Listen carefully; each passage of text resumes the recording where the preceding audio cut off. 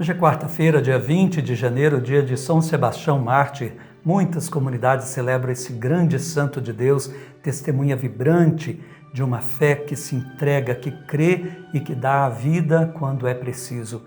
Parabéns a todos os que celebram São Sebastião, que a gente tenha nesse grande mártir também um exemplo para que a gente viva intensamente e verdadeiramente o testemunho da nossa fé. Vamos com São Sebastião ao Evangelho de hoje, Marcos, capítulo 3, versículos de 1 a 6. Em nome do Pai, do Filho e do Espírito Santo. Amém. Naquele tempo, Jesus entrou de novo na sinagoga. Havia ali um homem com a mão seca. Alguns o observavam para ver se havia de curar em dia de sábado, para poderem acusá-lo. Jesus disse ao homem da mão seca: levanta-te e fica aqui no meio. E perguntou-lhes: é permitido no sábado fazer o bem ou fazer o mal? Salvar uma vida ou deixá-la morrer? Mas eles nada disseram. Jesus então olhou ao seu redor, cheio de ira e tristeza, porque eram duros de coração. E disse ao homem: estende a mão. Ele a estendeu e a mão ficou curada. Ao saírem, os fariseus com os partidários de Herodes imediatamente tramaram contra Jesus a maneira como haveriam de matá-lo. Palavra da salvação, glória a vós, Senhor. Meus irmãos, palavra dura essa de ouvir. Começou a trama para matar Jesus. Não concordamos com o que ele diz, melhor calar a voz com a qual não se concorda. Aqui nós vemos o grande conflito quando acontece a dureza de coração. Já não se busca mais a verdade com a abertura do coração, mas na obstinação o que se pretende é já silenciar as vozes dissonantes, as vozes que não concordam com aquilo que nós queremos que seja a verdade, é melhor eliminá-las. E hoje se faz muito isso. Vamos atacar a moral dessas pessoas, mesmo que usemos de notícias falsas, de fake news. Vamos atacar a honra deste ou daquele. Vamos minar a credibilidade através de calúnias. Que coisa triste, que prática tão antiga. Naquele tempo, conseguia-se, pela pena de morte, eliminar muitas vozes dissonantes. Daí o perigo dessas penas capitais que tornam o homem capazes de ir até o fim nos seus projetos terríveis. Muito bem, a questão de novo é a respeito do sábado. Nós vimos ontem que o sábado era dia do Senhor, dia de louvor, adoração, onde o homem reconhece que ele deve viver em relação a Deus e não em relação às coisas. Só Deus pode ser o Senhor. Nem o trabalho, nem o dinheiro, nada pode ser Senhor. E a gente viu que o sábado, que já é o nosso domingo, depois da ressurreição do Cristo, precisa cada vez mais ser recuperado. Lógico, quem trabalha no sábado e depende desse emprego, como vai fazer? Deus há de ter misericórdia, sim, claro, mas o quanto seja possível, todos aqueles que podem, não deveriam obrigar ninguém a, no dia de descanso, ficar trabalhando, a menos que a razão seja muito justa.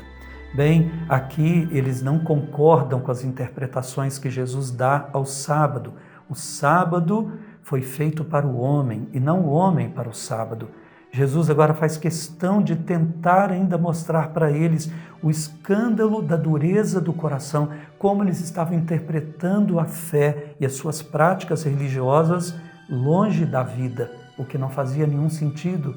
Se a fé e a religião devem servir ao Deus da vida, como a vida que Ele criou pode não ter valor na hora de usar a fé, de se julgar os critérios até das práticas religiosas. O homem estava lá aleijado.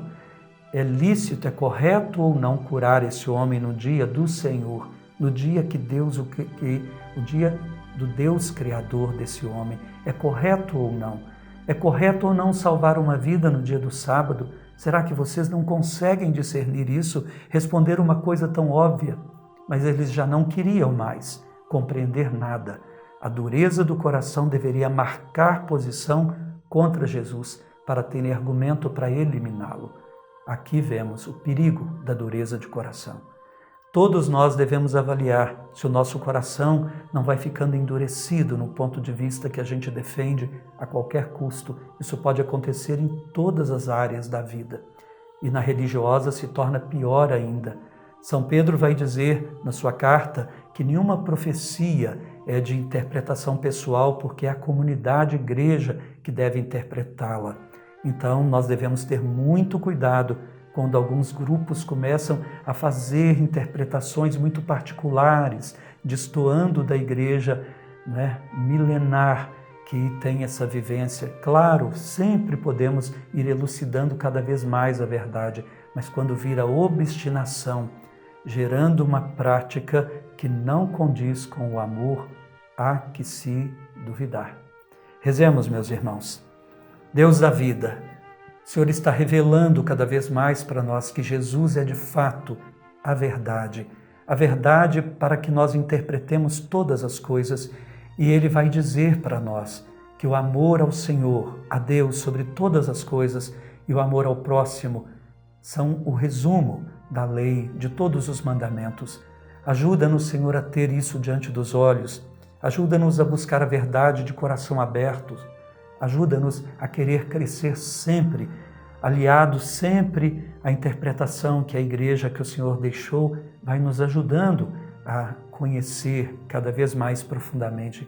Ajuda-nos a buscar juntos, Senhor, e não divididos. Ajuda-nos a não alimentar a divisão, mesmo quando nós queremos ter a pretensão de conhecer a verdade. Que o amor entre nós seja o critério último. Isso pedimos por Cristo, nosso Senhor. Amém.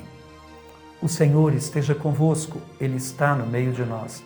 Abençoe-vos Deus Todo-Poderoso, Pai, Filho e Espírito Santo. Amém. Fiquem com Deus. Até amanhã.